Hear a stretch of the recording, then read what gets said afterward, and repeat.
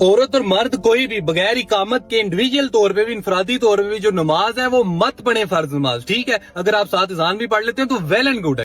तन्हा इंसान को अगर इकामत कहना वेल एंड गुड है तो वेल एंड गुड के मुकाबले में मत पढ़ो वाले अल्फाज नहीं आएंगे।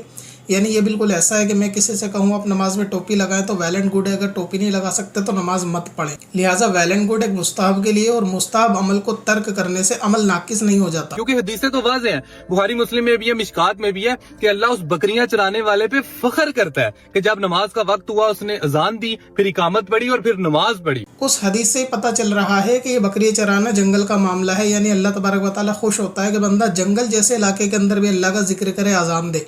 लेकिन क्योंकि बस्ती के अंदर, इलाके के अंदर इतनी मस्जिदों में अजान होती है तो वहाँ घर में पढ़ने वाले को अजान इकामत की जरूरत नहीं है। चूंकि खवातीन तो पढ़ती मैक्सिमम इंफरादी तौर पे घर में नमाज, तो इसलिए लाजमी आप भी इकामत पढ़ें और उससे पहले अजान भी दें लाजमी। यानी अभी वीडियो के शुरू में अजान इकामत देना तन्हा आदमी को बेहतर था, और अब वीडियो के आखिर में आते आते लाजमी ये चीज़ करनी चाहिए।